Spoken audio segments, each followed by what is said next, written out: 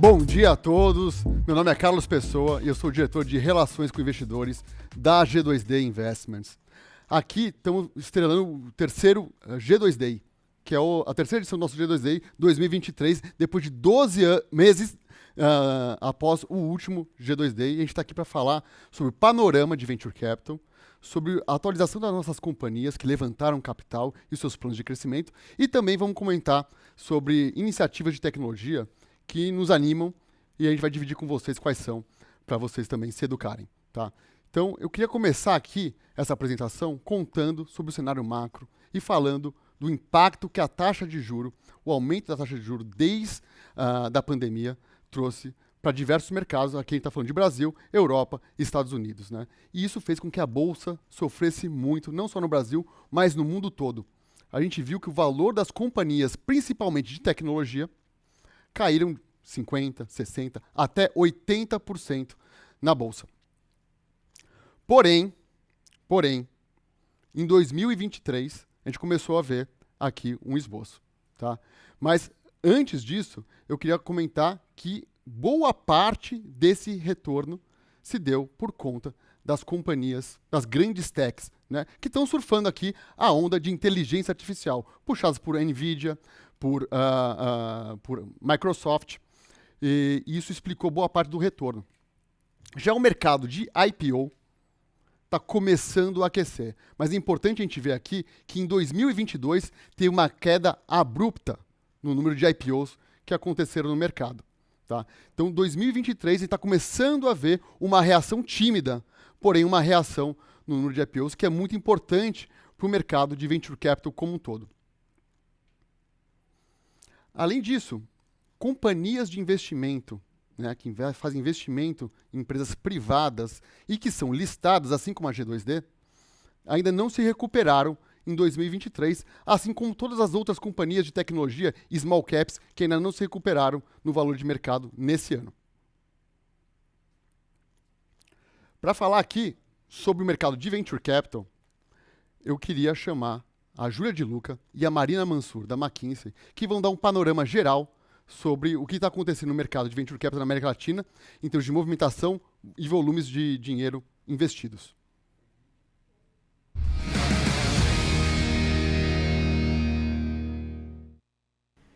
Obrigada, Carlos. É um prazer estar aqui hoje no G2D. E agora a gente vai falar um pouco do cenário de Venture Capital na América Latina. Mudou bastante nos últimos anos. E para me ajudar aqui está a Marina Mansur. Ela é sócia da McKinsey. E também, só para me apresentar brevemente, eu sou Júlia de Luca e trabalho no Banco de Investimento Itaú BBA com foco em tecnologia. Marina, tudo bem? Tudo bom, Júlia? Prazer estar aqui. Bom dia aí para todo mundo no G2D. Prazer. Bom, Marina, como eu disse no começo, né, a gente teve, de fato, algumas mudanças abruptas nesses últimos anos no que tange a montante de investimento globalmente e também agora falando especificamente da América Latina. Lá em 2021, foram cerca de 17 bilhões de dólares, quase 18. Em 2020, 5,4, mas em 2022, 8,7. Então, colocando em perspectiva, né, ano contra ano, foi uma queda super abrupta. Queria que você falasse um pouquinho desse ecossistema, o que vocês estão vendo, como vocês estão vendo essa evolução. Legal, Júlia. Obrigada pela pergunta. A gente faz todo ano um relatório chamado Brasil Digital Report. A gente geralmente publica ele numa conferência em abril.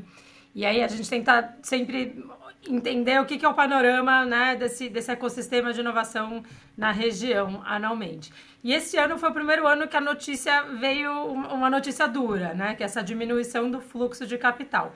E essa diminuição do fluxo de capital, na verdade, aconteceram várias coisas com esse fluxo de capital. A primeira é essa que você falou, da diminuição brutal do volume, né, de venture capital. Mas isso aconteceu porque, de fato, 2021 foi um pico muito grande com a entrada de fundos externos, principalmente focados em growth, né? Tiger, SoftBank, entre outros. Então, a gente viu um pico acontecer muito rápido, que isso, né, tivemos várias consequências, né, por conta disso, um boom de unicórnios, um ciclo de startups acelerado e aquecido, só que aí agora no último ano a gente tem a queda dessa grande alta. E essa queda se deu por um contexto internacional, macroeconômico, geopolítico e macroeconômico, pela saída de alguns fundos internacionais, que principalmente focavam em growth, mas também a boa notícia é que, apesar do volume ter diminuído, a gente teve uma diversificação maior. Então, a gente tem mais fundos de venture capital surgiram mais ou menos 150 fundos nos últimos tempos, né, nos últimos 12 meses, e a gente ainda tem um volume expressivo, muito focado em seed e early stage, mas ainda assim um volume expressivo para quem quer empreender. Acho que, na verdade, 2021 que foi o ano outlier, né? Quando você olha para o volume de 22 vis-à-vis o volume de 2020, a gente ainda está com, enfim, um montante maior. Falando especificamente desse relatório, eu li, escrevi sobre, adorei, ficou muito legal. Eu queria falar um pouco de uma pesquisa que vocês trouxeram que mostra o que as startups buscam quando elas vão levantar investimentos dos fundos de venture capital. Que muitas vezes é muito além do capital por si só. Você acha, enfim, do seu ponto de vista, que esses venture capitals estão se preparando para prover além do capital? Como que você está vendo isso? Eu acho que o jeito que eu leio é que a gente teve um amadurecimento ultra rápido do mercado de venture capital, né? Um amadurecimento que viria nos próximos anos, mas por conta da crise que o país e o mundo se encontraram, né? A gente teve um amadurecimento ultra rápido, né? Desse relacionamento entre investidor e investida, né? Então, se alguns anos atrás o que mais contava era o tamanho do cheque, os ciclos de fechamento de deals eram muito rápidos, a gente tinha anedotas, né, de um empreendedor virando para o fundo e falando, olha, você tem 3 dias para dizer sim ou não para esse deal, porque eu já estou fechando a rodada, entra ou não entra? Agora não, né? Agora os relacionamentos estão sendo mais longos, as rodadas estão demorando mais tempo para acontecer, mas a nossa esperança é que eles estejam sendo também mais duradouros. Acho que os fundos que já estão no seu segundo, terceiro, quarto fundo já têm, de fato, esse relacionamento com os empreendedores, né? Com os founders, as founders. Então, é um relacionamento não só de dono do capital, mas, de fato, de mentor, de dar acesso a talentos que essas pessoas muitas vezes não têm, de ajudar a escalar e crescer o negócio, de fato acompanhar e ajudar a desenrolar o dia a dia de um empreendedor que não é fácil. Então, a gente vê vários desses fundos com uma equipe por trás. O perfil dos fundos mudou também. Fundos que antes tinham 2 sócios, 3 sócios, uma equipe de 5 pessoas, agora tem 30 pessoas. Uma focada em operações, outra focada em talent acquisition, que é justamente para suprir essa rede de suporte que os fundadores e as fundadoras precisam. Os fundos mais novos ainda estão numa outra fase. Eles vão precisar acompanhar esse caminho dos fundos mais maduros, porque é para lá que a gente está indo. Quando você olha mercados maduros como o Vale do Silício, os fundos que perseveram têm esse relacionamento duradouro com os fundadores. Legal. Bom, mas agora trazendo para 2023, o que a gente fala é que o cenário está muito mais investor friendly, né? Ao invés de ser startup friendly, que era a retórica de 2021. E muitas dessas empresas estão buscando a lucratividade, mas também o crescimento. Então, a turma, acho que aquele negócio de queimar a caixa para crescer não está tão na moda mais. Então, agora as empresas buscam crescer, mas sempre de olho em como está o lucro. E aí, no relatório, vocês dizem que 19% das startups que vocês pesquisaram conseguem crescer, mas também manter um índice importante de lucratividade. Queria que você falasse quais são as características em comum por parte dessas empresas que conseguem, de fato, esse equilíbrio. Legal. Eu acho que isso a gente vai ver, né, esse número de 19%, ele nos assustou de maneira positiva, né? Nos surpreendeu de maneira positiva, e eu acho que ele ainda vai aumentar ainda mais, né? Porque se a gente pega as novas gerações de startup que estão negociando rodadas de seed agora com os fundos, são founders que já nascem com essa mentalidade porque o investidor já exige essa mentalidade, que não exigia 3, 4, 5 anos atrás, né? Então, acho que esse número só vai crescer. Talvez seja só importante pontuar que o caminho para a lucratividade, né, esses 19% de startups que têm um balanceamento entre crescimento e um caminho sólido para a lucratividade, não significa que elas já estejam breaking even, né? Não significa que elas já estejam rodando no azul. Significa só que elas têm um caminho claro e se elas continuarem fazendo o que estão fazendo, no horizonte de 3 anos, elas vão provavelmente rodar no azul.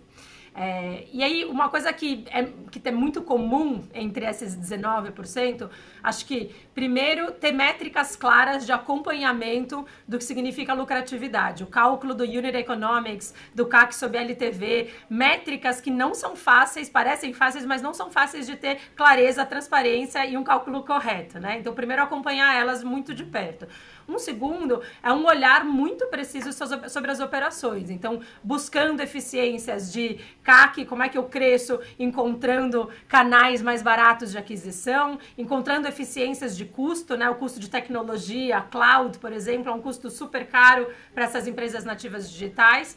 E muitas vezes, a gente viu isso acontecer no último ciclo, usando, por exemplo, layoffs e outras ferramentas para encontrar uma eficiência de custo maior. Né? Então, acho que isso que elas têm em comum, essa ciência muito precisa sobre cálculo na unha, sobre o que eles gastam ou não gastam. Que é até saudável, né? Exatamente. Bom, obrigada, Marina, pelo seu tempo. Foi um prazer participar do G2D. Acho que a gente deu um panorama geral do que está rolando no mundo de Venture Capital. Um prazer, espero encontrá-la em breve por aí.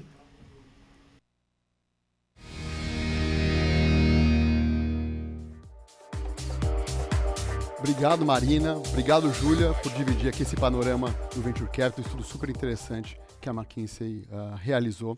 E agora eu queria convidar o Gustavo Ribas, que é o head do K-Fund, que é um dos principais fundos da Europa, que atua mais no sul da Europa, e como a G2D tem uma estratégia de diversificação geográfica. E mais importante, no momento atual, fez o primeiro investimento deles fora da região inicial, que é a Europa, fazendo investimento aqui na América Latina. Então eu queria chamar o Gustavo para contar o porquê, né, que diversificação geográfica é um pilar da sua tese.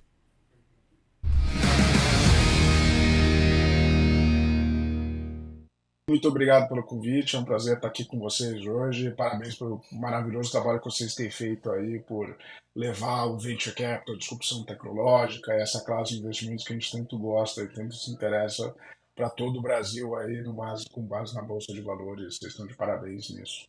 Bom, gente, só para me apresentar, meu nome é Gustavo Ribas, eu sou o Head of Latam do K-Fund. Tá? O K-Fund é a maior gestora de Venture Capital de uma região que a gente chama de Europa do Sul, que é composta por Portugal, Espanha, Itália e Grécia.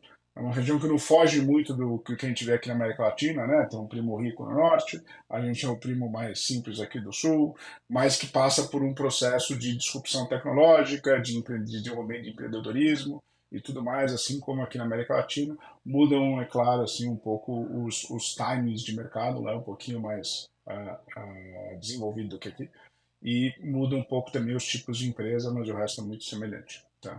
Nós temos hoje um pouco mais de 500 milhões de euros under management, divididos em 4 estratégias. Tá? Nós temos um fundo de pre-seed, um fundo de seed, um fundo de early growth e um fund of funds de venture capital. Tá?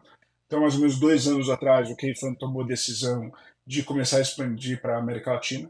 Tá? E diversificação geográfica no nosso meio tem um benefício bastante claro. Né? O primeiro deles sendo a diversificação.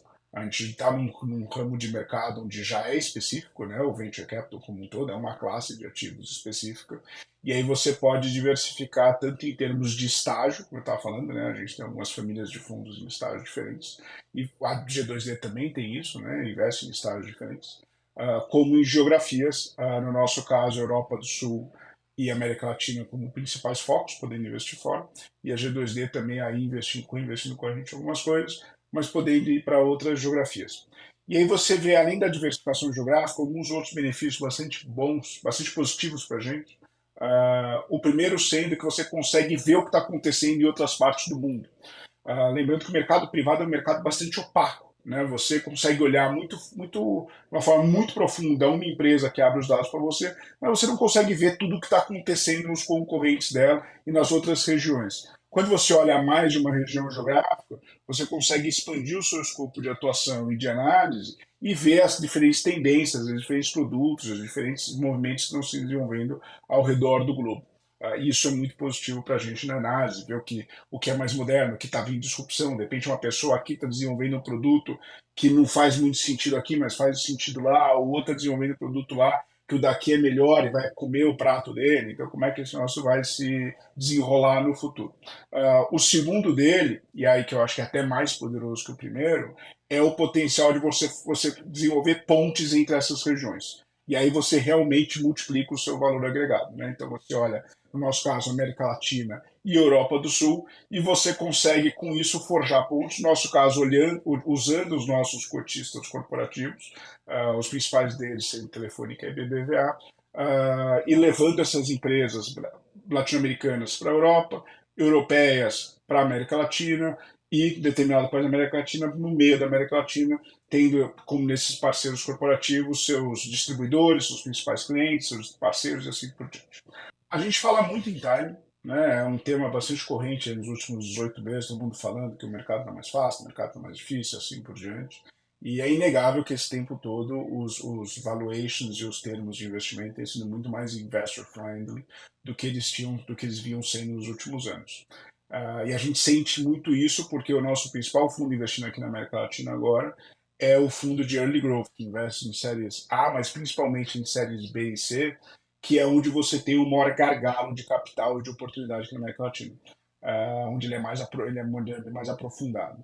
E a gente tem visto muito um segmento de no deal zone, assim, praticamente não tem deal, são pouquíssimos os deals que vão sendo conversados, todo mundo olha todos eles, e os termos são realmente muito investor friendly.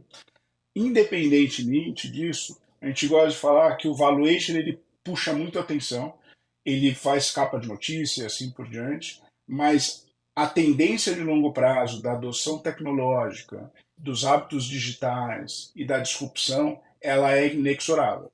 A gente brinca aqui dentro que ninguém vai voltar a frequentar a agência bancária ou a ler jornal impresso porque a taxa de juros subiu ou caiu.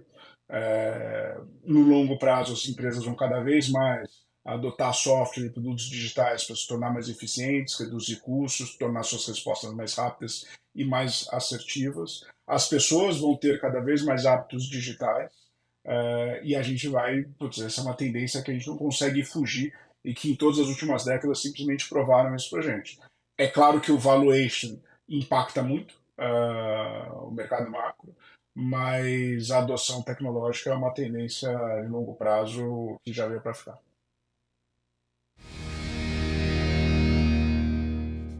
Bom dia, Gustavo, muito obrigado pelo seu depoimento. É bom ver gente chegando na região novo assim. E eu queria aqui lembrar um pouquinho de G2D. O que G2D significa? G2D é um conjunto de ativos.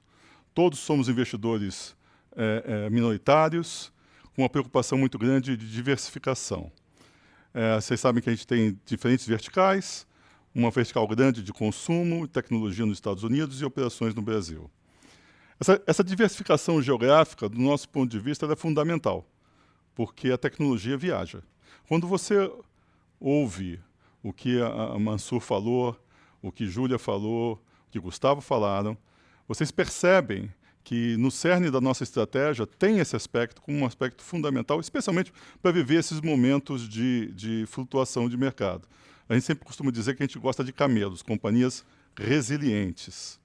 E quando você observa por segmento, o que a gente vê é que pré-IPO, a G2D tinha um valor de R$ 5,63 e uma composição que tinha 36% em consumo, 44% em fintech. Passado esse tempo todo, nós tivemos a felicidade de conseguir, mesmo tendo os problemas que foram aqui ditos e descritos nos últimos 18 meses, uma valorização substancial do valor dos nossos ativos.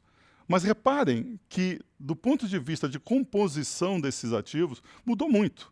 Consumo que era 36% foi para 45%, fintech que era 44% foi para 26%, e exatamente essa diversificação geográfica e de indústrias nos ajuda a passar por esse momento. Então, nós somos muito felizes de ver que estamos conseguindo trafegar por esse momento, tendo inclusive ajustado o nosso NAV, como fizemos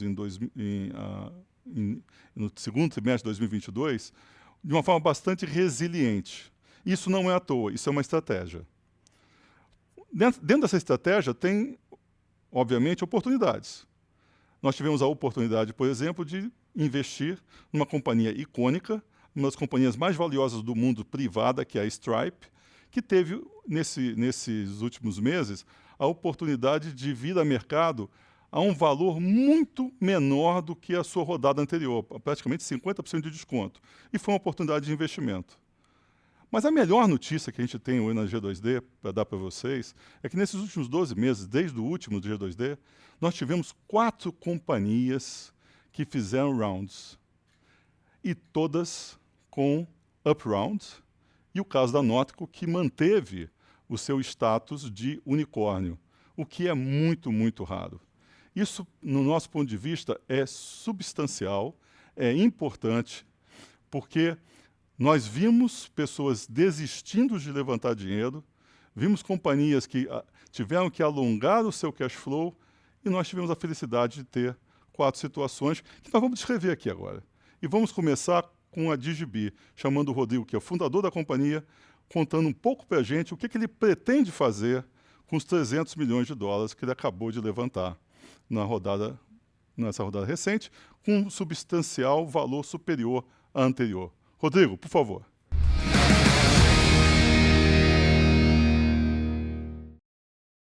Olá, olá! Sejam bem-vindos ao G2D. Aqui é o Rodrigo Bernardinelli, eu sou o CEO e um dos fundadores da DigiBee. Bom, tive com vocês no ano passado, né? E de lá para cá, bastante coisa aconteceu. Esse ano, o grande anúncio que a gente tem para fazer para vocês é a rodada Series B que a DigiBee fez esse ano. Super bacana, conseguimos captar 60 milhões de dólares na maior rodada que aconteceu na América Latina esse ano, entre todos, segundo a Lávica, né? O bacana é que essa rodada ela foi um up round, ou seja, estamos trazendo valor aqui para os investidores. Foi uma rodada oversubscribed. Tivemos diferentes parceiros que queriam entrar, diferentes fundos que queriam entrar, e nós fomos capazes de escolher aqueles que foram os melhores para essa nossa jornada. E quero agradecer aqui ao pessoal da G2D pela confiança de continuar nessa jornada com a gente, né? A G2D também investiu novamente, está dobrando a aposta aí na DigiBee, vendo que é um negócio que está crescendo, que tem muito futuro pela frente, que vai trazer muito valor para todo mundo. Uma outra coisa super bacana que a gente teve desse round foi a qualidade dos fundos que entraram na DigiBee. Quem liderou dessa vez foi o Goldman Sachs. Poxa, isso atesta, né, a qualidade, a crença no produto, o tamanho do problema que a gente está resolvendo. E o Goldman Sachs foi a nossa escolha porque foi eles que melhor mostraram como é que a gente poderia trabalhar um go-to-market aqui nos Estados Unidos. Então o Goldman está entrando para nos ajudar com essa estratégia, ajudar com as introduções no cliente, contratar os executivos corretos aqui nos Estados Unidos, né? Isso está sendo super bacana. Além do Goldman, outros parceiros também entraram. O K-Fund da Europa. Já começamos a colocar o nosso pezinho na Europa com um parceiro que conhece o mercado, conhece o ambiente de negócios lá, né? E também a Vivo Ventures. A Vivo Ventures, outro parceiro institucional que a gente tem, conectado com uma das maiores empresas de telefonia do mundo, a Telefônica e a Vivo no Brasil. Nós já temos oportunidades em andamento, tanto com a Vivo no Brasil, quanto com a Telefônica na Espanha, a Telefônica em UK. Então está sendo super bacana essa parceria para a gente trabalhar e com certeza vai trazer muito valor para os investidores. Bom, outra coisa importante, Nós já começamos a aparecer no Brasil e na América Latina, nos relatórios de analistas como o Gartner, como líder em market share. Então nós continuamos crescendo. O momento, obviamente, é um momento que está levando mais tempo para a gente fechar os negócios, mas nós estamos fechando e nós não estamos perdendo. E nós estamos com uma estratégia muito clara, tanto no Brasil quanto nos Estados Unidos, de atacar diretamente os nossos concorrentes. Os nossos concorrentes não estão fazendo um bom trabalho, eles se perderam. E tecnologias como a DGB, que é 100% cloud native, ela traz vantagens para os clientes, para as empresas, em adoção, em entregar projetos mais rápido, em conseguir realmente ter uma jornada na nuvem, né? E a DGB está conseguindo fazer esse trabalho muito bem. Clientes, por exemplo, como a Gol no Brasil, onde nós migramos todo o barramento típico para uma tecnologia da DGB Cloud Native moderna, com sucesso, super case de sucesso. Ou aqui nos Estados Unidos com a Johnson Brothers Liquors, que a gente acabou de migrar toda a tecnologia de integração MuleSoft que eles tinham pela plataforma cloud da DGB. Então, nós temos vários pontos que atestam essa estratégia de a gente atacar diretamente esses clientes que já conhecem o problema, que têm o orçamento, né, e que vão substituir uma infraestrutura que eles já têm dos nossos concorrentes. Né? Então, estamos caminhando para isso. Com esse dinheiro também, com esses fundos, a gente está levando a DGB em rota de profitability, né, em rota de lucratividade. Nós estamos, vamos atingir o break-even, esse é o plano com a DGB, e assumir o controle do nosso destino. Certamente novas rodadas virão para atender novos projetos. Agora, eu queria realmente agradecer a confiança de vocês. Agradecer todo o time da G2D, Fersen, Carlos Pessoa, por toda a mentoria, todo o coach que vocês têm me dado, né? Ajudar a gente a manter a DGB no trilho. Obrigado pela confiança e obrigado a vocês, investidores. E gostaria de convidá-los também, pessoal, a participar desse ambiente, né? Se vocês tiverem nas suas empresas, nos seus relacionamentos, tiverem oportunidades de falar sobre a DGB, falem.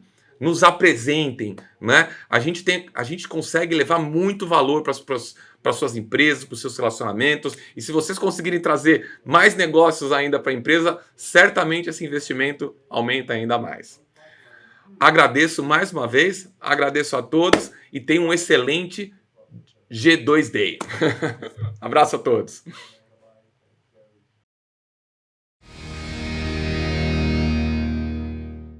Rodrigo, super obrigado por dividir aqui com a gente, com o nosso público, os planos de crescimento da DGB. Realmente a trajetória da companhia é fantástica. Mas não sou só eu que acho isso, né? O bacana aqui é que eu vou chamar o Gustavo Ribas de novo, do K-Fund, que fez o primeiro investimento do fundo europeu na América Latina na DGB. Gustavo, conta pra gente o porquê que vocês decidiram entrar na América Latina através desse investimento na DGB.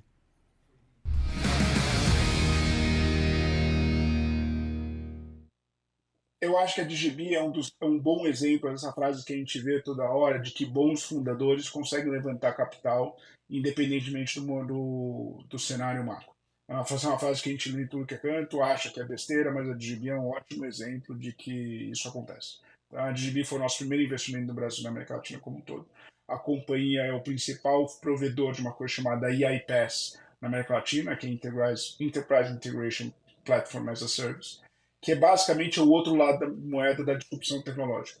Então, a cada vez que você tem o lançamento de uma nova tecnologia, você tem um sistema, uma infraestrutura legados que precisa ser conectado com essa nova tecnologia e você precisa manter essa conexão, que também é muito importante. E é uma coisa super difícil de fazer. Grandes companhias, enterprise level, tem vários estágios desses segmentos, conforme ela vai vivendo. E a DGB não só faz o produto best in class disso, como ela tem uma plataforma que é fenomenal. É um mercado grande, de quase $1 trilhão de dólares no mundo, com metade está nos Estados Unidos e 3% na América Latina. É uma companhia que tem um time fundador fenomenal, que já tinha experiência em montar soluções B2B Enterprise antes da DGB e montou ali um produto que tem tração, tem stickiness, né? Você vê que os clientes vão adotando cada vez mais a solução da companhia conforme a vida deles. Tem companhias fenomenais, chamam de great logos, né? Tem companhias muito top nos seus segmentos adotando a solução da DGB e fez uma expansão para os Estados Unidos nos últimos anos que apesar de ser uma expansão inicial, ela tem tido muito sucesso, mesmo nesse cenário macroeconômico mais desafiador que a gente vem vivendo. Então, hoje a DGB já tem nos Estados Unidos companhias grandes clientes, líderes dos seus segmentos, um time super capacitado, e a ideia desse Série B é levar a companhia para a Europa, o Keyfund ajudar a companhia a levar a companhia para a Europa, e aumentar a presença da DGB nos Estados Unidos, que é o maior mercado de iPaaS no mundo.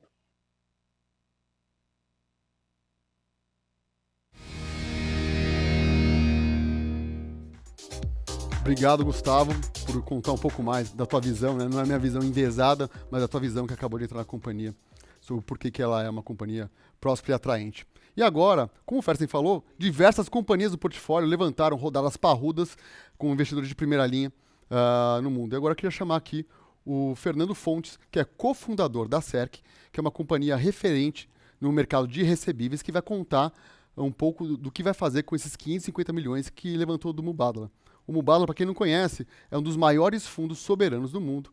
É o fundo soberano dos Emirados Árabes Unidos. Fernando, conta pra gente um pouco mais das perspectivas da Cerc para os próximos anos.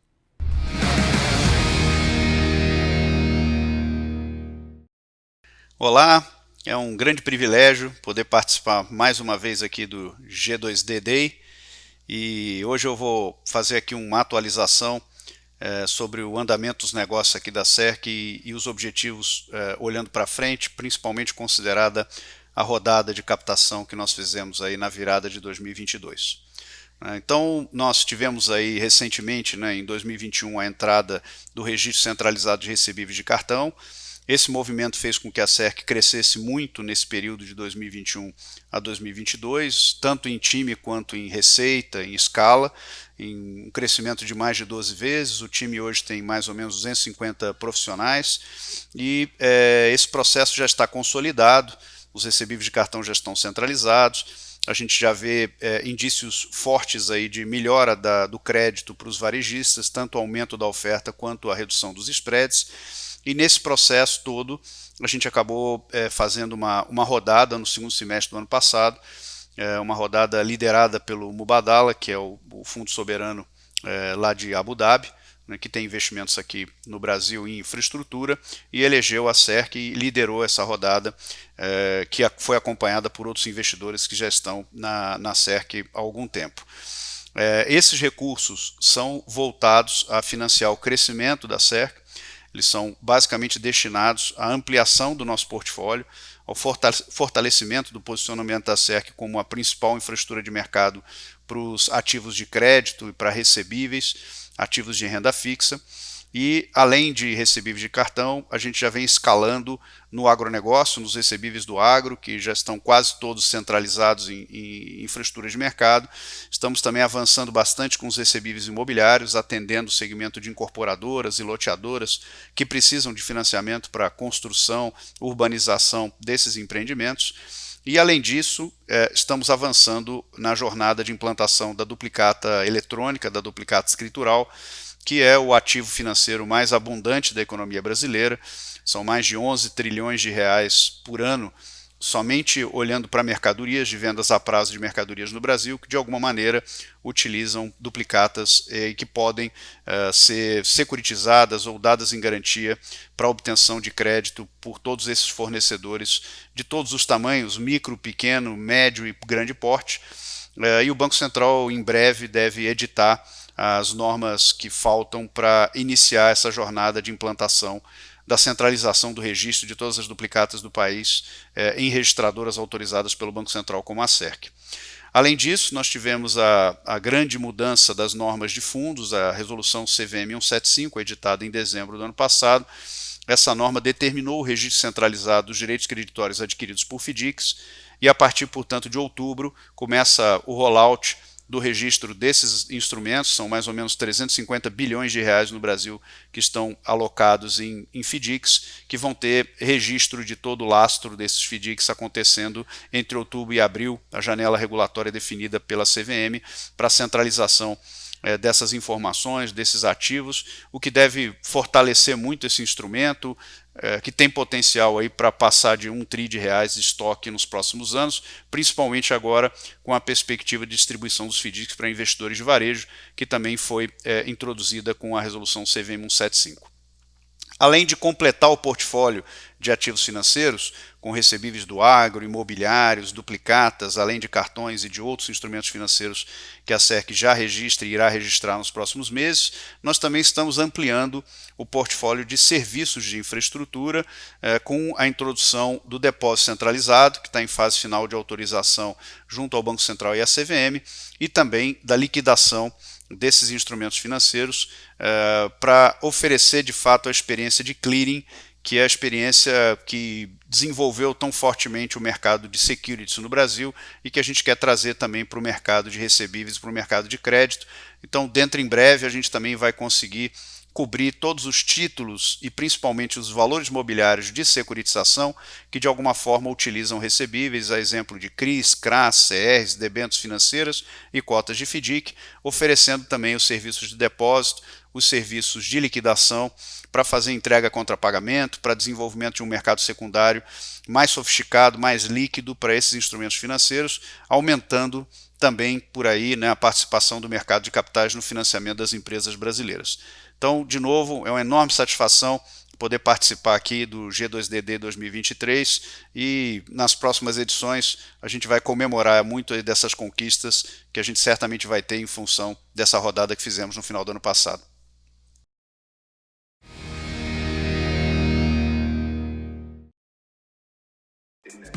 Obrigado, Fernando, por dividir aqui os planos da SERC.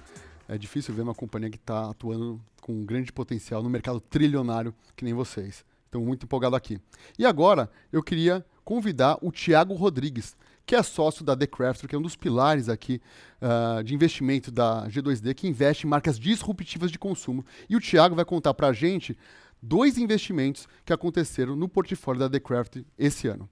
Thiago, por favor.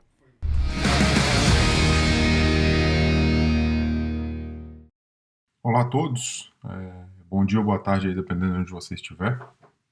Meu nome é Thiago, sou um dos sócios da Craftery e vai ser um prazer estar aqui nesse G2D Day para falar um pouco do nosso desempenho no ano passado. Do ponto de vista do portfólio, então, o portfólio foi até bem, tá certo? A gente teve um crescimento de receita razoável, assim, todas as companhias cresceram, quase todas as companhias cresceram e muitas delas cresceram bastante. Na média, a gente teve um crescimento de mais de 40%. Do portfólio. E quando a gente encara para o FMV da companhia, você vai ver que o FMV cresceu, mas ele cresceu muito mais por conta do investimento do que de fato crescimento de FMV. O que aconteceu foi, as companhias cresceram, receita cresceu, rentabilidade cresceu, mas os múltiplos no mercado caíram. Então quando você olha o nosso FMV, se você ajustar pelo dinheiro que a gente investiu, ele ficou basicamente flat, ficou basicamente parado, o que também, comparado com o mercado, é muito bom. Porque você viu aí, né, várias companhias perdendo 40%, 50%, 60%, 70% do valor. E eu queria destacar agora, só rapidinho, duas situações nas quais a gente aproveitou do mercado e a gente conseguiu fazer esses investimentos, tá certo? Então, uma delas foi na nossa companhia, nosso primeiro investimento, que foi na Notco. A Notco faz produtos à base de vegetais, tá certo? Plant-based.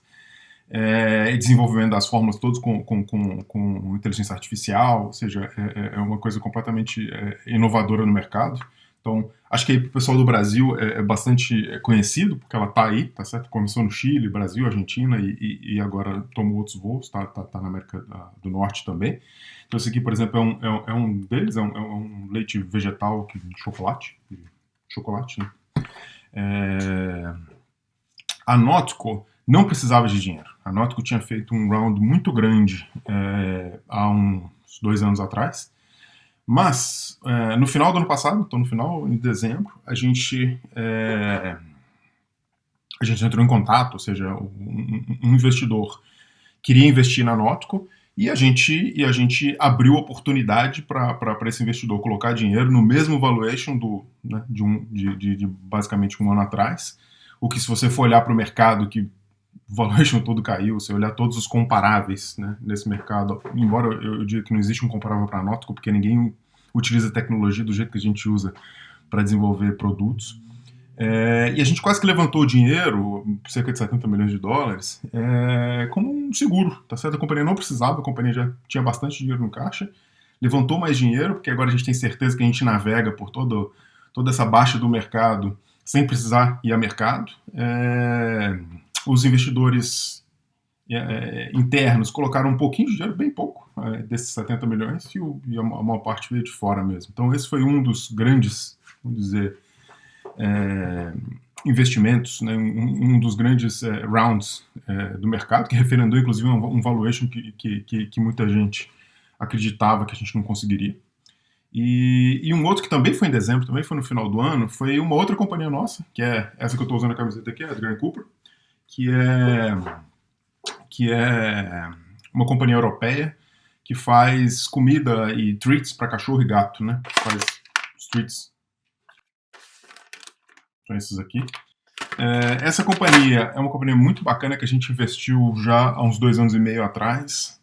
A companhia vem num crescimento enorme. Ela hoje é a maior companhia independente de pet food, né, da Europa. Está presente em mais de 15 países e continua com crescimento significativo.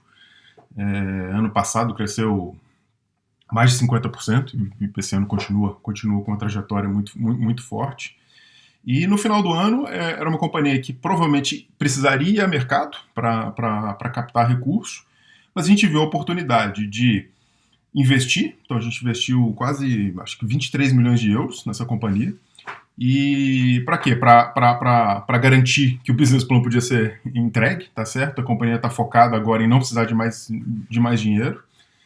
Foi um round, um valuation atrativo para a gente, porque o mercado estava baixo. A gente conseguiu focar o management em entregar o plano, ao invés de ir para o mercado e ficar 2, 3, 4 meses procurando dinheiro.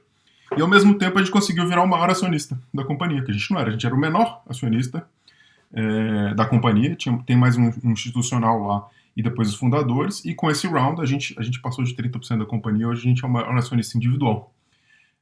De novo, tomando proveito do mercado e investindo no risco que a gente já conhecia, tá certo? Então é isso. São duas ilustrações de como a gente focou no ano passado.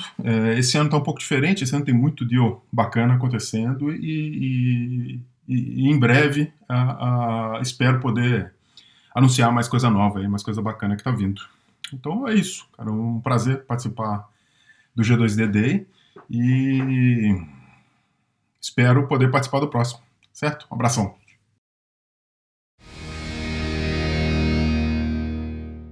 Está convidado, super obrigado por dar um panorama aqui do portfólio da Craftree nesse último ano e também contar um pouco mais dos detalhes do round de Notco e Edgar & Cooper. E vocês, investidores, devem saber que a G2D tem um portfólio muito diversificado, né, como o Fersen falou, em geografia, né, em moeda e também em número de companhias. E a gente só mostrou algumas delas aqui para vocês. Então eu queria agora passar por algumas de outras companhias para vocês terem um pouquinho mais de conhecimento do que faz parte desse portfólio tão rico que é da G2D. A primeira companhia que eu queria falar é a Diaper. A Diaper é uma companhia super interessante que ela o fundador criou fraldas que são feitas à base de fibra de bambu. E o que isso significa? Isso significa que elas são 100% recicláveis, ao passo que uma fralda tradicional de plástico não. E além disso, é um serviço de assinatura e esse fundador lançou o ReDiaper, que é um programa de coleta, né, responsável das fraldas usadas para poder fazer a compostagem correta dessas fraldas. Então, é uma companhia super inovadora, com ESG na veia, e eu queria contar um pouquinho mais dela para vocês agora.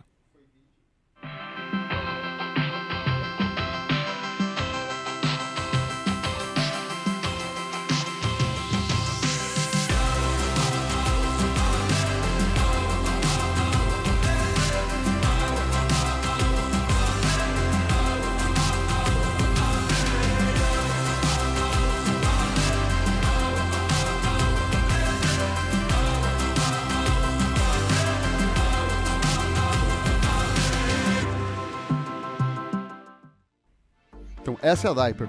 E agora eu queria contar sobre outra companhia muito bacana do portfólio, e é uma companhia controlada da DAI, porque eu não uso fraldas, né? Que é essa que eu uso no meu dia a dia, que é a Seed. Né? A Seed é uma companhia que tem probióticos de última geração, um time de cientistas pesado, e criou probióticos e pré-bióticos que são vendidos por assinatura e conseguem repopular a sua flora intestinal com bons organismos. Então eu queria agora passar um pouquinho sobre a Seed para vocês conhecerem um pouco mais. What happens when science makes a probiotic? Seed's Daily Synbiotic is formulated with 24 probiotic strains and patented prebiotics. 2-in-1 capsule technology protects against heat, light, and moisture, and is engineered to survive digestion and make it to your gut. With digestive benefits like bloat relief and regularity, and heart, skin, and gut support for whole body health. The evolution of probiotics is here. Start your subscription today. Muito bacana, né? Agora tem uma companhia que a gente não fala muito no Brasil, porque é uma companhia B2B, né? É a Polymateria. A Polymateria desenvolveu um produto que, quando usado no processo produtivo do plástico comum que a gente usa aqui no sacola, embalagens, ela torna esse plástico totalmente biodegradável. Assim, se esse plástico não for reciclado e acabar caindo no meio ambiente, né, em água, no mar ou em algum depósito, esse plástico vai se degradar e reciclar com qualquer outro composto biodegradável. É muito bacana. Roda o vídeo. Hi everyone, I'm Richard, the Chief Commercial Officer at Polymateria. Today I'm really excited to talk about our technology and our innovative solution, Resin Plus. At Polymateria, we're on a mission to revolutionize the plastic industry by enabling fully biodegradable and recyclable plastic materials that leave no microplastics and have no ecotoxicity effects. Resin Plus is part of that solution, and whether used with bio-based or conventional feedstocks, Resin Plus can be deployed at scale globally to ensure that we address one of today's systemic issues.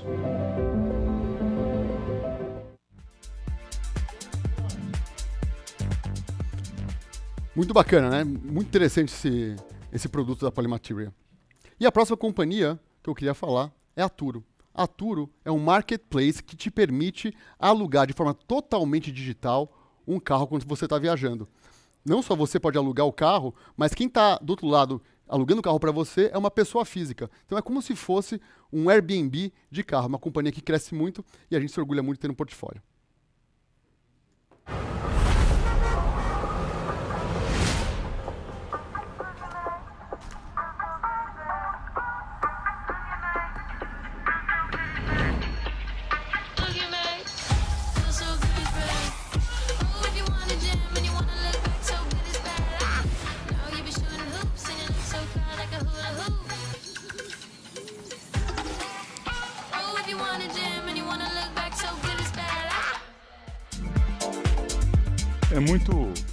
É muito estimulante quando a gente vê essas coisas, essas propagandas dessas companhias que a gente tem investido na G2D. Na verdade, todo ano aqui, quando a gente vem para esse evento, a gente procura trazer alguma novidade, alguma coisa que está acontecendo. E não dava para fazer um evento sobre este tema, tecnologia, que não fosse falar, nesse momento, de uma coisa chamada inteligência artificial. A inteligência artificial generativa, que, na verdade, já vem aí sendo desenvolvida há muito tempo. Os experts estão trabalhando nisso há muito tempo, mas este ano ganhou uma nova dimensão, porque chegou mais perto do público. Né, com o ChatGPT, que é simplesmente uma das formas de uso da inteligência generativa, você teve uma adoção como se nunca viu na história. Segundo Bill Gates, a inteligência artificial generativa vai ser tão revolucionária quanto foi o telefone celular e quanto foi a internet. A Goldman Sachs, por exemplo, calcula que vai impactar o PIB do mundo, no primeiro momento, em 7%, 7 trilhões de dólares. Isso é 5 vezes o PIB do Brasil. É um impacto enorme. Ao mesmo tempo, tem gerado uma série de discussões a respeito do uso disso, de como isso é benéfico ou maléfico. Nós temos uma visão extremamente otimista.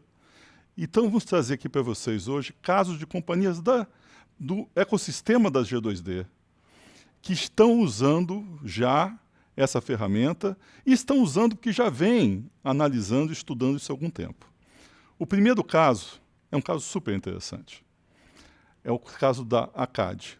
uma seguradora digital. Reparem que eu não falei InsurTech, eu falei uma seguradora digital. E eu vou pedir para falar com vocês aqui, mostrar um pouco do que está sendo feito lá, o Fischel, que é o CTO da companhia. O vídeo, Cid, por favor.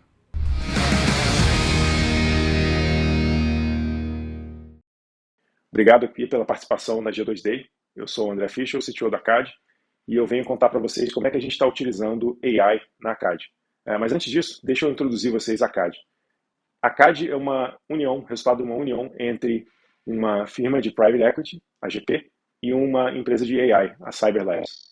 A gente não começou essa jornada do zero, a gente somou a uma operação existente, já com 10 anos de mercado no Brasil, e aí combinando a tradição existente com a excelência em gestão da GP e a especialização em tecnologia e AI da CyberLabs. Com isso a gente criou uma identidade única, em que tomadas de decisão são pautadas em criação de valor, e ao mesmo tempo a gente tem um dinamismo de uma startup de tecnologia, que experimenta muito sem ter medo de errar.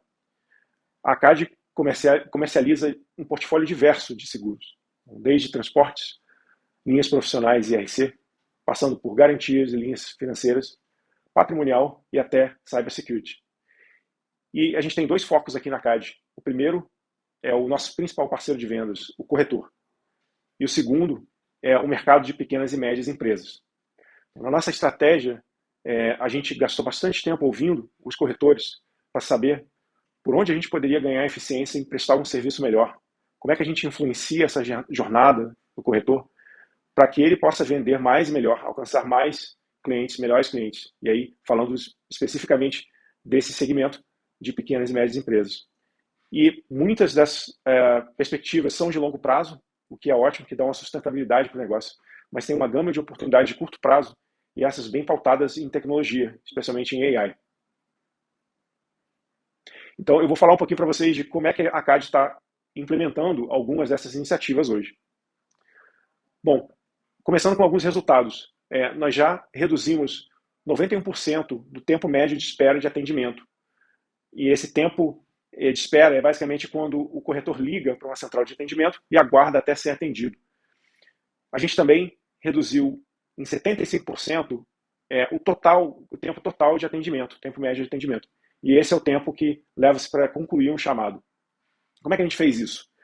Bom, primeiro a gente começou na nossa investigação e a gente descobriu que um meio bem utilizado pelos corretores de seguros massificados é o WhatsApp.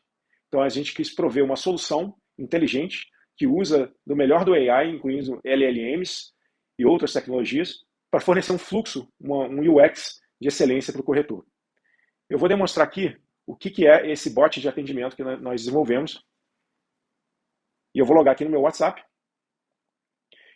E eu vou fingir que eu sou um corretor. Tá? Então, eu estou fazendo aqui uma apresentação para vários investidores, que acredito que tenham diretores aqui e executivos, então vou fazer uma pergunta pertinente.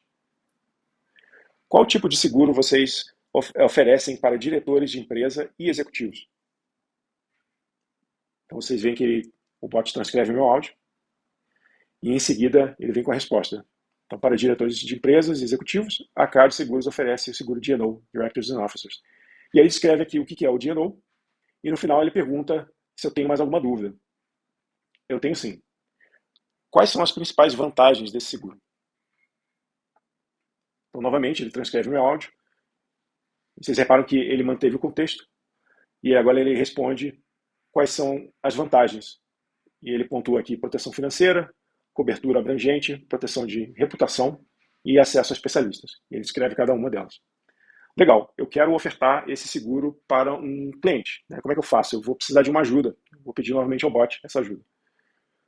Poderia escrever um template de e-mail para o cliente ofertando o seguro?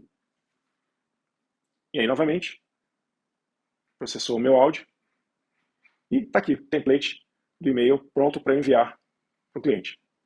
Legal. Eu tenho uma opção também dentro desse bot de atendimento, caso o cliente queira falar com um humano. A gente preza muito pela transparência aqui na CAD e em nenhum momento a gente deixa o cliente longe do contato com um ser humano. Então, se ele quiser o contato, ele pode tanto se manifestar através da mensagem ou clicar um botão que aparece para ele na tela. Quando ele faz isso, tem uma outra iniciativa nossa que utiliza inteligência artificial por trás, que se chama o superatendente. o que é o superatendente? A gente selecionou alguns atendentes aqui na CAD e nós criamos super capacidades para esse atendente. Eu vou explicar. Tem um modelo por trás que a gente chama de oráculo, que é bem parecido com esse primeiro modelo. Só que o oráculo, ele, além de ser alimentado com os nossos documentos próprios, que é a base desse primeiro modelo, ele também é alimentado com o resultado das conversas entre o atendente e o corretor, né? Então, ele tem uma base de conhecimento super útil e ele consegue sugerir soluções para o superatendente. Então, quando o superatendente pega um ticket para ler, ele já recebe o tópico, ele já recebe uma sugestão de solução. E aí ele pode conversar e sugerir outras soluções que serão alimentadas nesse modelo num processo de melhoria contínua. E aí tem um terceiro modelo que a gente desenvolveu, que a gente chama de agente. E esse visa a gestão de todos esses chamados, né? Então, como é que eu faço para saber o que eu estou errando mais, quais são os produtos que têm mais dúvidas, quais são as categorias que eu tenho que investir mais tempo para melhorar?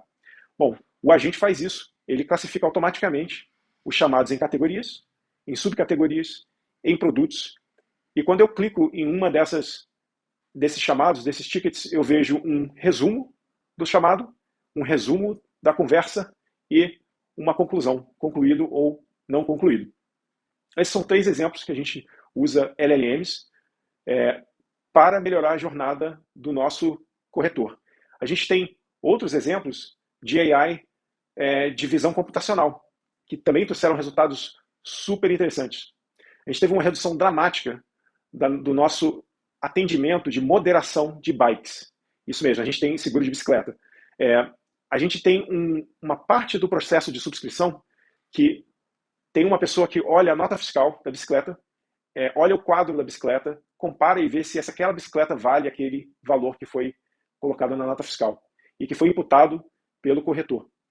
Então, basicamente, o que a gente faz? A gente usa uma tecnologia de extração de dados daquele documento, da nota fiscal, a gente interpreta o número da nota fiscal, vai pegar lá na receita os valores, confere, e aí a gente sinaliza se está ok para seguir ou se não está ok. Com isso a gente conseguiu reduzir a jornada de 33 horas para 2 minutos. Então, bem dramático.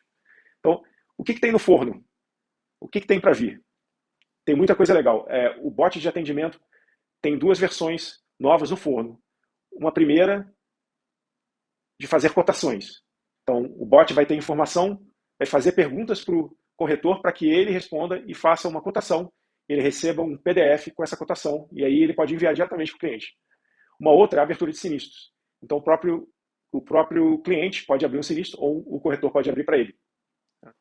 Espero que tenham gostado e tenham percebido o valor da inteligência artificial e como a CAD está se diferenciando dos nossos concorrentes. Obrigado.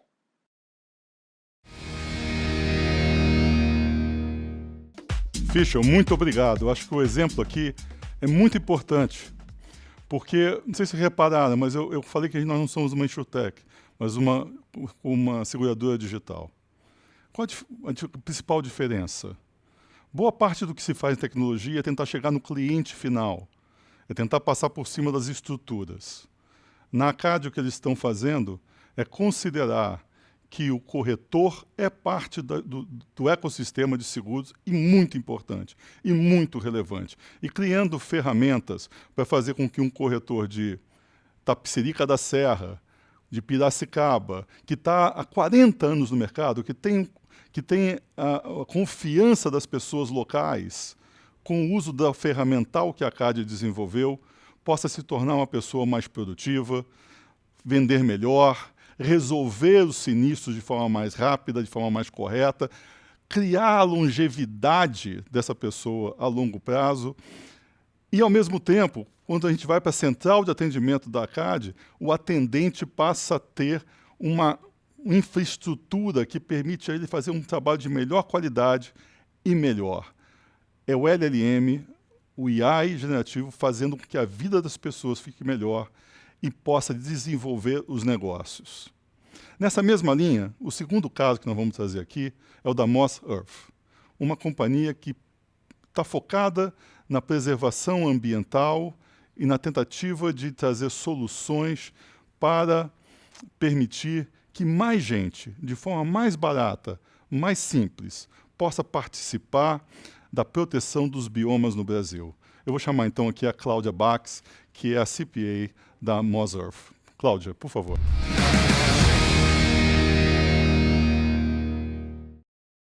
Bom dia a todos, meu nome é Cláudia Bax, sou CPO da Moz. É um prazer estar aqui hoje com vocês no G2Day.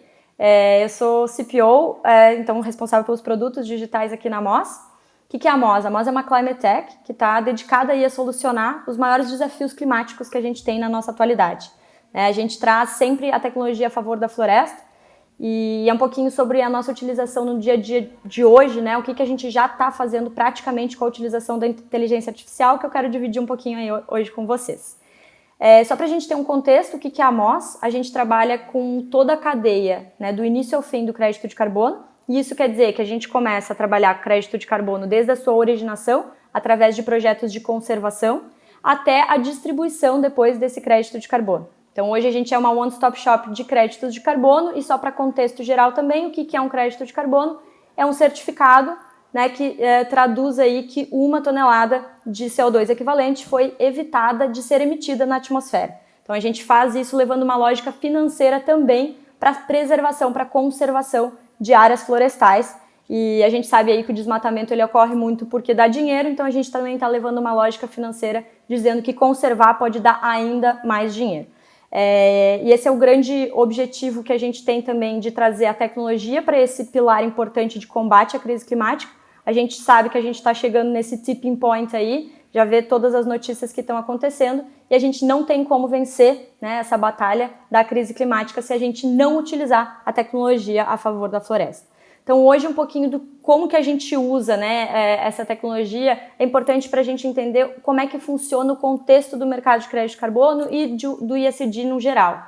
Ele ainda é um mercado muito antiquado, um mercado que utiliza práticas muito antigas, que não levam em consideração todas as tecnologias disponíveis que a gente tem no mercado hoje e também toda a competência técnica, né, de conhecimento que a gente tem de utilização dessas ferramentas. Então, só para vocês terem uma noção, né, dentro do nosso trabalho de projetos de crédito de carbono de conservação, a gente tem todo um processo para criar os projetos, né, de conservação, e ele começa por uma parte de identificação de potencial de geração de crédito de carbono de determinadas áreas, e depois ele tem todo um sistema de monitoramento dessas áreas, porque são projetos longos de conservação, né?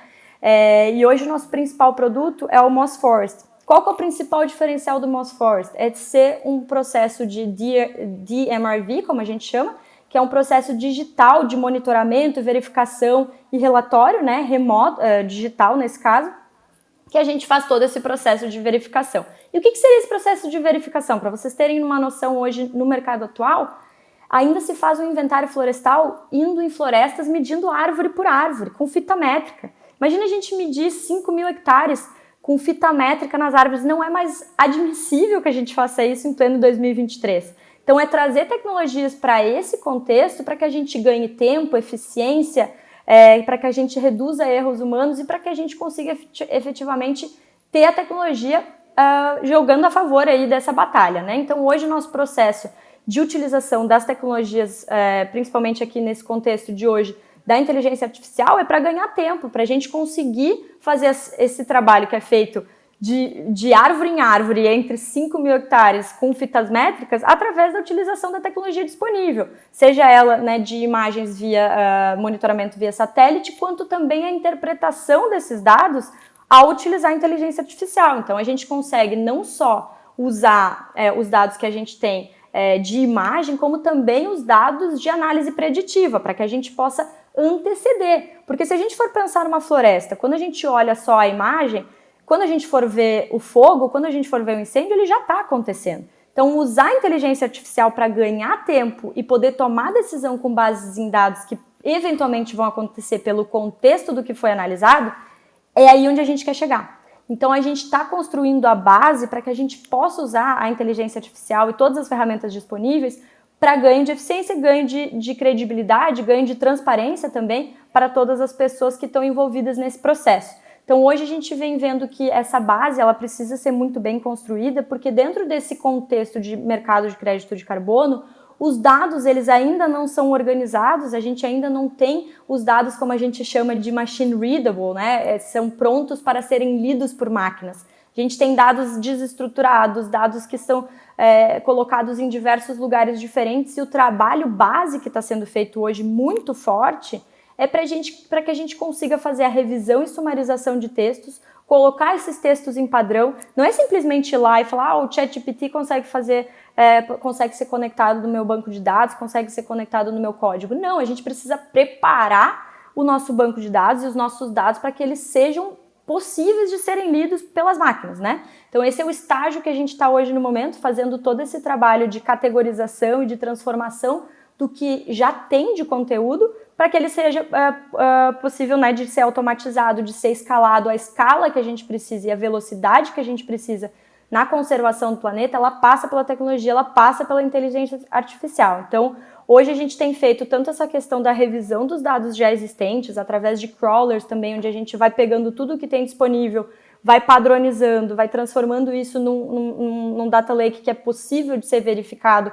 e criado padrão para ganhar escala. O que acontece? Cada projeto de conservação tem características parecidas com outros. E se a gente consegue combinar essas características através do padrão criado, a gente ganha muito tempo. Então, não só ganha tempo lá no quesito de poder fazer um inventário florestal sem fitas métricas, mas a gente também ganha tempo no processo. Então, hoje, um processo de análise de viabilidade da criação de um projeto de crédito de carbono num determinado local, a gente antes fazia em 6 meses, hoje a gente já faz em minutos, através do sistema que a gente criou. E aí também tem a questão da adaptação e da personalização. Através da inteligência artificial, a gente consegue também personalizar o sistema para o uso devido que ele tem a necessidade naquele momento, né? Além da análise preditiva, como eu mencionei antes, que a gente consegue tomar ação antes mesmo dela acontecer.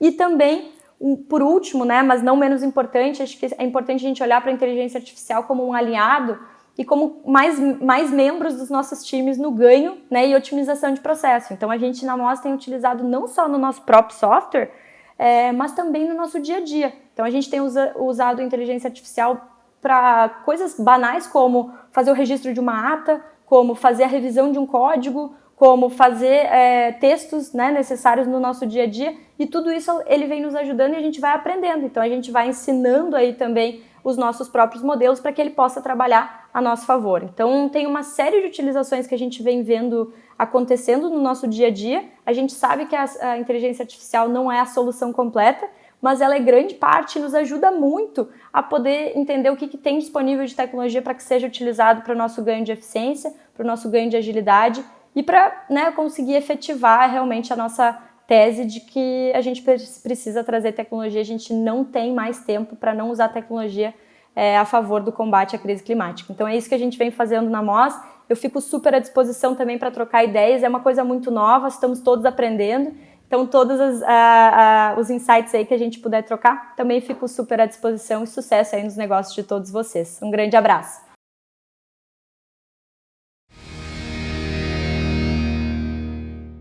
Cláudia, muito obrigado pelo seu depoimento. É interessante a gente ver aqui 2 casos, né? Um caso em quem está pegando uma força de venda tradicional de corretores de seguro e tornando essa força de venda capaz de ir para o século XXI com muito mais capacidade. E estamos, ao mesmo tempo, olhando para o meio ambiente e dando uma oportunidade, né? Uma oportunidade de fazer coisas que eram até então impossíveis de serem feitas e ajudando populações imensas e ajudando o planeta como um todo. O terceiro caso não podia ter outro tema que não fosse educação. Então, a gente vai trazer aqui um caso específico de uma companhia que é uma investida G2D, que nós investimos no passado exatamente pela capacidade de tecnologia do seu time, e que com a LLM, com o AI generativo, parece que ganha uma nova avenida. Queria chamar, então, André Narciso, um dos fundadores da Quero Educação.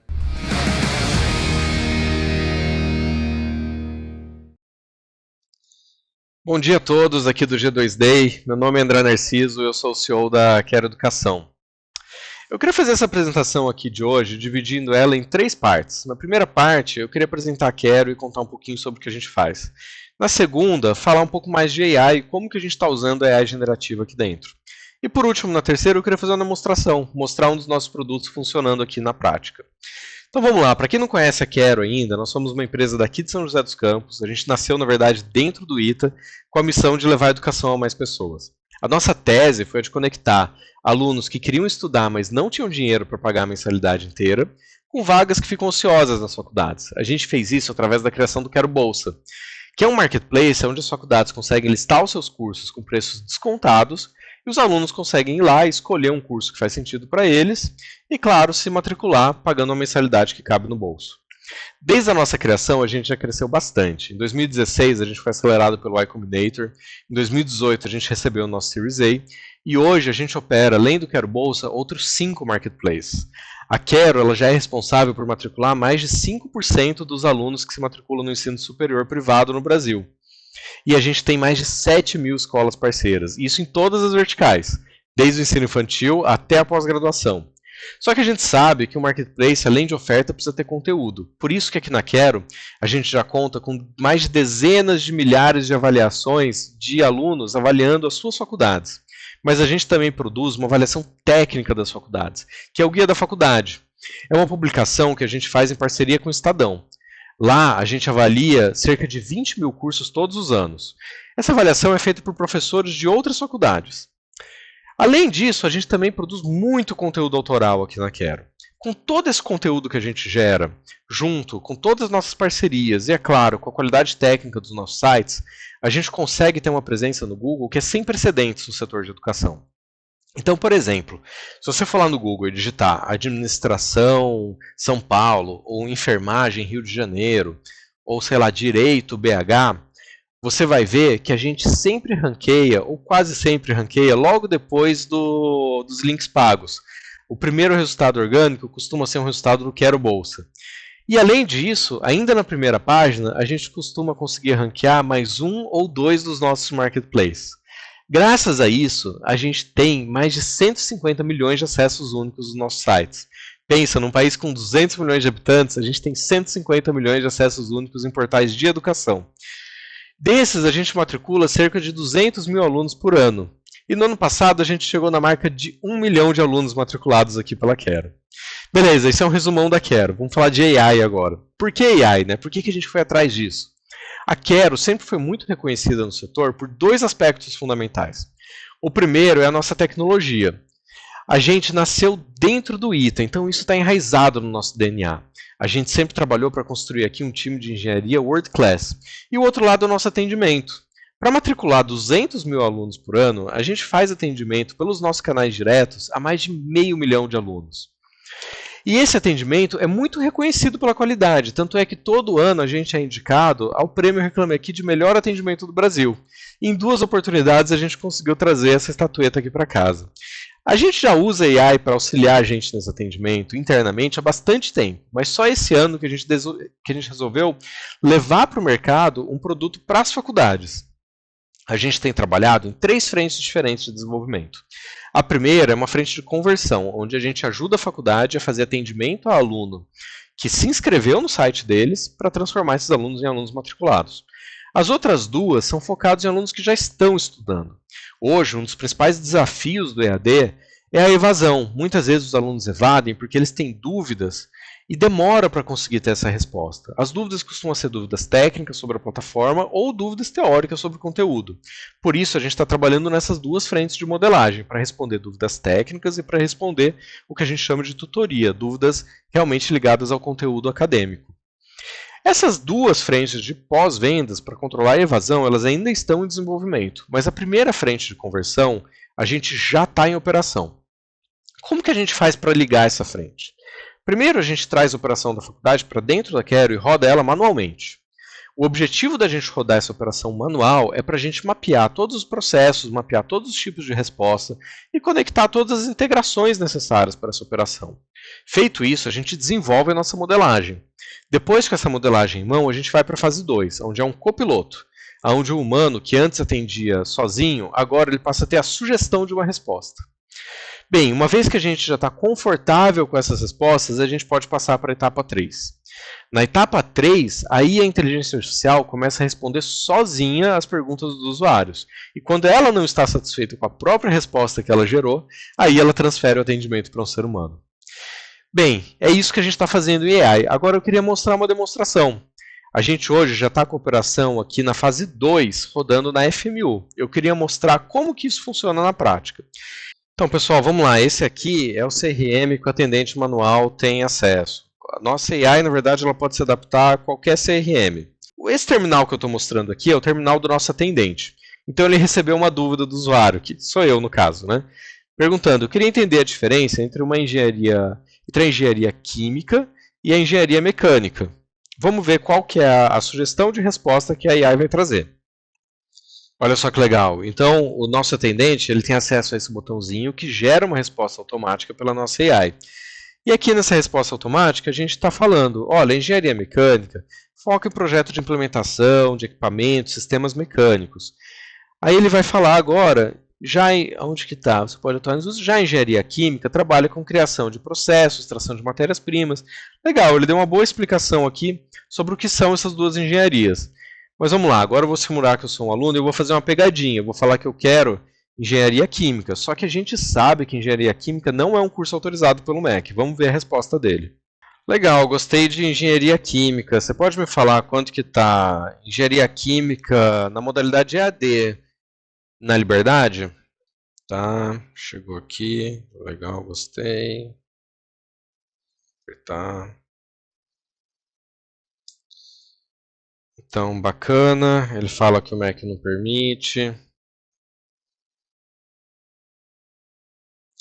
Poxa, para mim tinha que ser na modalidade EAD mesmo. E mecânica, você tem na Liberdade, então? Aí olha que legal. Temos sim o curso de Engenharia Mecânica EAD, já trouxe o preço bonitinho. Legal ressaltar que esse preço ele pega da base de dados. Então, se a gente altera o preço hoje, já começa a trazer o preço atualizado a partir das próximas perguntas. Nossa, mas estou achando meio salgado esse preço, hein?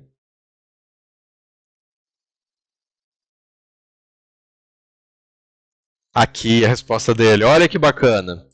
Entendo que possa parecer um pouco alto, mas se pensar na modalidade por mês, dá menos que R$8 por dia. Não parece tão caro, né? Ou seja, ele já foi treinado para ter boas respostas para cada objeção. Beleza, como que eu faço para matricular então? Aí olha que legal, ele trouxe aqui exatamente o passo a passo. Então é para acessar o site de inscrições da FMU, preencher os dados pessoais, vai ali, passo 1 a 6 de forma clara. Legal, né? É isso que eu queria mostrar para vocês, pessoal. Espero que vocês tenham gostado aqui da demo. E muito obrigado aí pela oportunidade.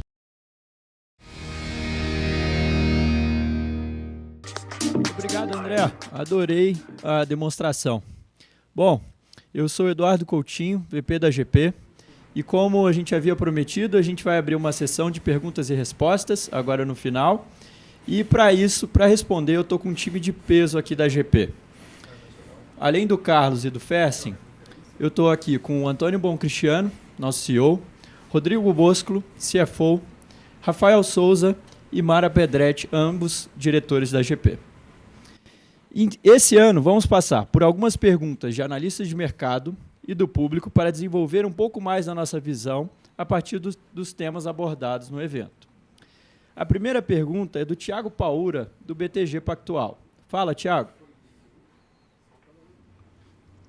Oi, pessoal, bom dia e parabéns pelo evento. Minha pergunta está mais relacionada às perspectivas no mercado global de Venture Capital e os potenciais impactos no portfólio da G2D. A gente sabe que no segundo trimestre do ano passado, vocês realizaram uma marcação voluntária e negativa no NAV de vocês, muito por conta da desaceleração no mercado de Venture Capital, que foi severamente afetado por condições macroeconômicas adversas, com o aumento da inflação, taxas de juros mais altas, ambiente de guerra envolvendo Ucrânia e Rússia e outros fatores, né? Minha pergunta, portanto, ela vai no caminho oposto aqui. O que a G2D precisa começar a observar para que os investidores comecem a ficar um pouco mais animados ou com uma expectativa mais positiva com relação a uma possível remarcação para cima no NAV no curto, médio prazo, né? Então, assim, quais seriam as tendências mais relevantes aqui nesse sentido que precisam ser observadas, né? Seria um rebound no financiamento global para startups? Seria a volta da abertura de janela de IPOs dos Estados Unidos? Seriam mais unicórnios surgindo, né, novamente, né, pelo mundo? Ou até valuations mais altos no mercado de empresas públicas, principalmente relacionadas à tecnologia? Se vocês puderem nos dar um pouco de cor nesse sentido, seria excelente. Muito obrigado. Obrigado, Thiago. Acho que para responder essa tua pergunta aí, só o Rodrigo lá de Nova York, nosso CFO. Rodrigo, por favor. Thiago, obrigado pela pergunta. Veja, eu acho que, infelizmente, não existe uma bala de prata, né? É importante que a gente tenha um conjunto de fatores que vai caminhar em conjunto para criar as condições para que a gente veja mais marcações para cima no nosso NAV, como já aconteceram ao longo desse ano, né? E a sua pergunta já traz alguns dos elementos que são boas dicas de quais fatores podem ajudar para que isso aconteça. Você cita, por exemplo, o financiamento de startups ou valuation das companhias listadas, né? Dito isso, eu acho que tudo começa pelo mercado de capitais público, né, pela Bolsa de Valores. Existe, sim, uma conexão direta entre o que está acontecendo no mercado de ações e, posteriormente, o que acontece no mercado privado. Historicamente, a Bolsa sempre foi um canal importante de liquidez ou de saída, né, para os investidores do mundo de venture capital. Mas o que nós vimos é que nos últimos 18 meses, nós tivemos menos IPO nos Estados Unidos do que qualquer outro ano desde 2016. Então, uma seca muito grande, né? Nos últimos meses, a gente viu que as bolsas americanas, ou os índices das bolsas americanas, têm retornos bastante expressivos, né? Liderados pelas companhias de tecnologia que mostraram uma apreciação muito grande do preço das suas ações. Então, isso é um bom indicador e muito provavelmente vai abrir a possibilidade de que novos IPOs aconteçam nas bolsas americanas. Isso, por sua vez, ajuda para que o volume de investimentos nos mercados privados aumente também e, com isso, a evolução operacional das companhias que já vem acontecendo nos últimos meses se traduza em valuations mais altos e, portanto, marcações para cima no nosso NAV. Valeu, Rodrigo. A segunda pergunta vem do público e fala sobre a Notco. Desde a reavaliação negativa do portfólio no segundo trimestre de 2022, a G2D mostrou que teve 4 empresas em seu portfólio passando por rodadas de captação positivas. Mas a Notco não foi positiva. Como foi a rodada na Notco? Bom, acho que quem pode responder isso é a Mara. Mara, por favor. Vamos lá. Eu acho que já foi dito aqui hoje, né, que nos últimos meses várias companhias perderam seu valor e seu status de unicórnio. E a Notco, ela fechou uma rodada de captação de 70 milhões de dólares, mantendo o seu valuation e isso, assim, é algo muito bom para a gente, como já destacado aqui pelo Fersen e também pelo Thiago Rodrigues, porque no meio a um mercado desestabilizado como hoje, né, a Notco ter mantido seu valor para a gente foi algo muito bom. Obrigado, Mara.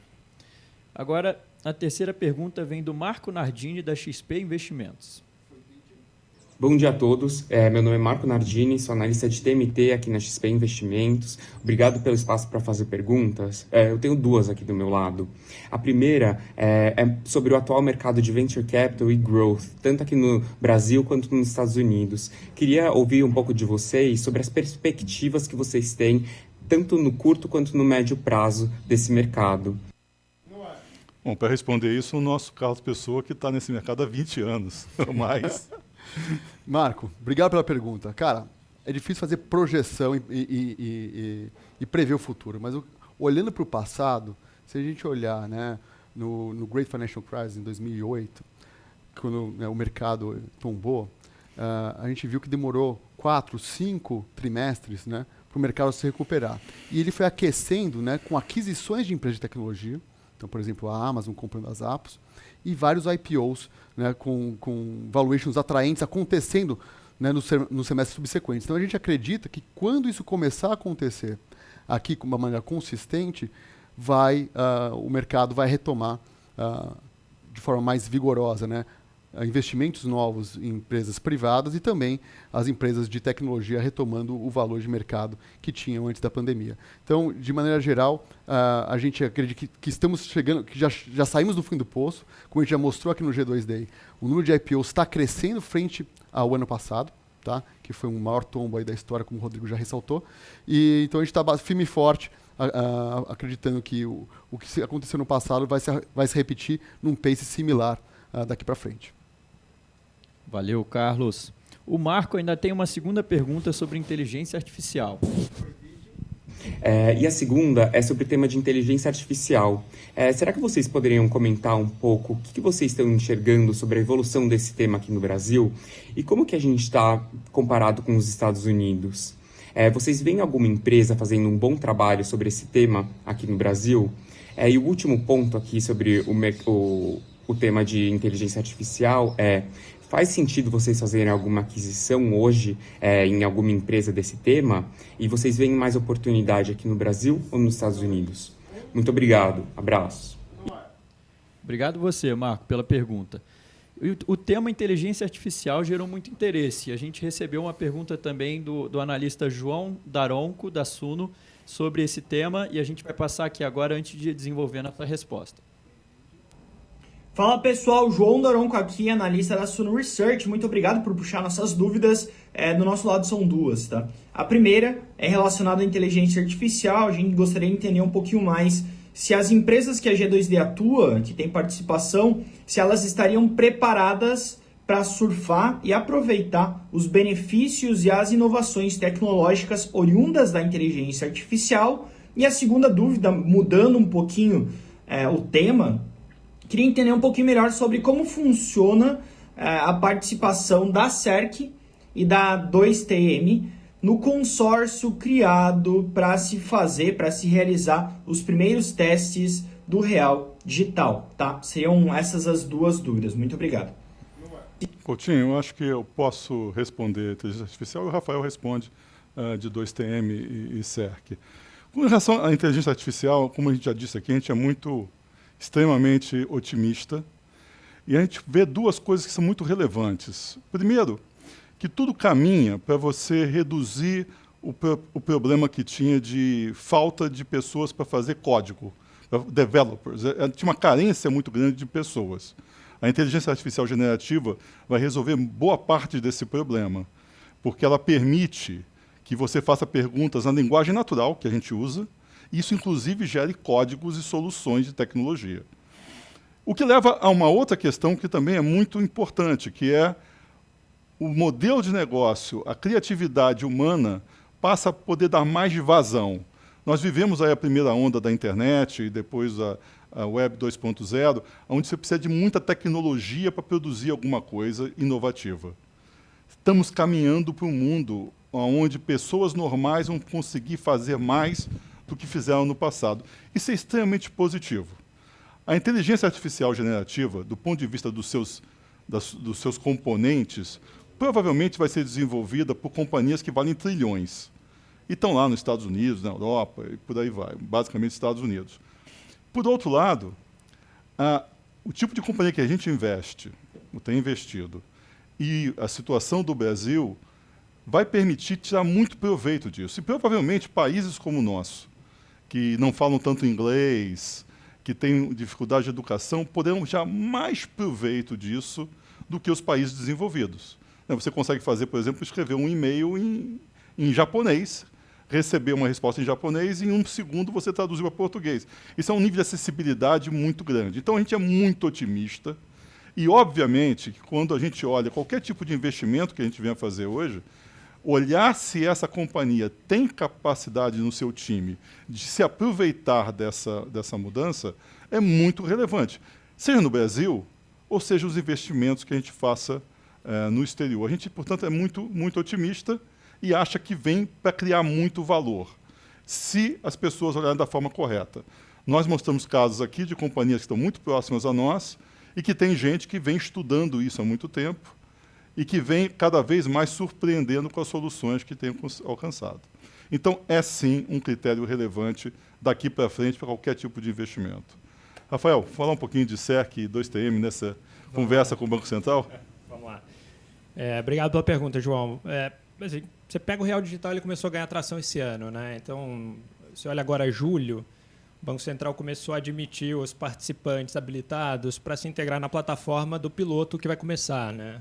E aí você pega entre os participantes habilitados, tem o consórcio que você comentou, que é o consórcio aí que tem 2TM, SERC, e além dessas duas companhias, a gente tem lá a Sinqia, tem Mastercard, tem também o Genial, né? Quando você pensa, se você olha esse consórcio, ele não tem nenhum banco tradicional. E isso é muito importante, né? Porque mostra esse reconhecimento do regulador em valorizar essas empresas novas, independentes que estão surgindo e que elas possam contribuir com essa experiência para construir esse novo ecossistema, né, que está sendo feito aí com o Real Digital. Você pega agora a primeira etapa desse piloto, ela vai ser para testar as funcionalidades de um caso de uso específico, né, que nesse caso vai ser um protocolo de entrega contra pagamento de título público federal entre clientes de diferentes instituições financeiras, né? E aí você pega assim, 2TM e SERC, são duas empresas que têm uma experiência muito grande, né, construindo aí infraestrutura de mercado financeiro moderna de forma independente. A gente acha que elas podem contribuir bastante e ser protagonista aí nessa nova etapa do sistema financeiro brasileiro.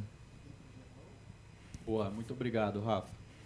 Agora a gente tem uma pergunta do público sobre a CAD, do André Fischer, que participou do nosso evento. Com o avanço da inteligência artificial na venda de seguros, a profissão do corretor de seguros vai desaparecer? Bom, acho que a melhor pessoa para responder isso é o Antônio, nosso CEO, nosso sócio, que é o chairman da CAD, inclusive. Obrigado, Fersen. A resposta é muito simples. O papel do corretor, na verdade, ele fica, na verdade, mais importante. O corretor tem mais ferramentas com o uso da inteligência artificial, né? O foco da CAD é vender seguro para pequenas e médias empresas que normalmente são muito mal atendidas no Brasil pelas empresas tradicionais de seguro, né? E a nossa visão é que a melhor forma de vender para esses clientes que precisam de seguro para o seu negócio é através do corretor. O corretor é essencial, principalmente para aquele cliente que não conhece seguro, que não sabe exatamente que tipo de cobertura que ele precisa ter, que produtos eles precisam ter, tá certo? Então, a inteligência artificial, ela ajuda o corretor de diversas formas. Primeiro, ela ajuda o corretor no atendimento que a CAD dá para o corretor. O corretor entra em contato com a CAD, precisa de uma informação, tem uma dúvida, um documento. A inteligência artificial faz com que esse atendimento seja muito mais ágil, muito mais assertivo, muito mais rápido do que se fosse através de uma central de atendimento normal, tá certo? Então, a vida do corretor fica melhor. Segundo, a inteligência artificial, ela pode também e deve ser usada em alguns outros momentos da vida do cliente do corretor, né? Que o corretor é cliente da CAD, a empresa é cliente do corretor. O primeiro momento é na hora de precificar, analisar o risco e dar um preço para a cobertura que o cliente precisa. A inteligência artificial pode revolucionar a forma como isso é feito para que esse preço seja, na verdade, cada vez mais justo e alinhado com as características daquela companhia, né? E, por último, na hora que esse cliente tiver algum sinistro, uma necessidade de pedir, de entrar em contato com a seguradora através do corretor, a inteligência artificial também ela consegue dar uma rapidez muito maior para a análise do sinistro e a liberação do pagamento. Então, a inteligência artificial, na verdade, ela melhora diversos aspectos da jornada, seja do corretor, seja do cliente final, e o papel do corretor, na verdade, continua sendo cada vez mais importante no papel de educar o cliente sobre que tipos de seguro ele pode comprar e como, e fazer com que isso seja cada vez mais uma ferramenta que ajude as empresas no Brasil a crescerem e se desenvolverem. Legal, Antônio. Muito obrigado aí pela visão. Agora a gente tem uma pergunta do público sobre a Moss. Existem muitas críticas sobre a exploração na floresta amazônica, mas também sobre o sistema de créditos de carbono. Qual a visão de vocês sobre a atuação da Moss nesse ecossistema? Esse é um assunto complexo, tá certo? E a gente não é um especialista nesse assunto exatamente. Dado que você tem um mercado de carbono, dado que você tem uma disputa, né, entre quem preserva, quem não quer preservar, e etc., e tem jogadores nesse negócio que estão do lado da preservação, o que a Moss está fazendo é uso da tecnologia para viabilizar com que as pessoas que queiram preservar façam isso de uma forma barata e simples, como a Cláudia mostrou. A Cláudia falou que você baixa de 6 meses para minutos e um custo que é aproximadamente de $500 mil para você fazer hoje uma certificação de uma área pode ir para valores tão menores que permite que o morador local, certo, que as comunidades locais possam tirar proveito do trabalho que elas fazem de preservar um bioma, por exemplo, como da floresta amazônica. Então, a nossa visão é o seguinte, independente de entrar na discussão política e tudo mais, o uso da tecnologia para você viabilizar a vida das pessoas melhorem e possam, de fato, preservar o meio ambiente, é altamente positivo. A gente é super entusiasmado com o que eles estão fazendo. Ótimo. Com isso aqui a gente encerra a nossa sessão de perguntas e respostas. Pessoal, eu queria agradecer a presença de todo mundo aqui nessa 1h30, um pouco mais de 1h30 do G2 Day. Foi um evento espetacular. Queria agradecer muito todos os convidados que se disponibilizaram em participar e dividir seu conhecimento e visão de futuro com vocês e o time da GP que estava aqui para poder responder todas as perguntas dos investidores. Essa é a 3ª edição e nos vemos na 4ª edição em 2024. Muito obrigado. Até mais. Tchau.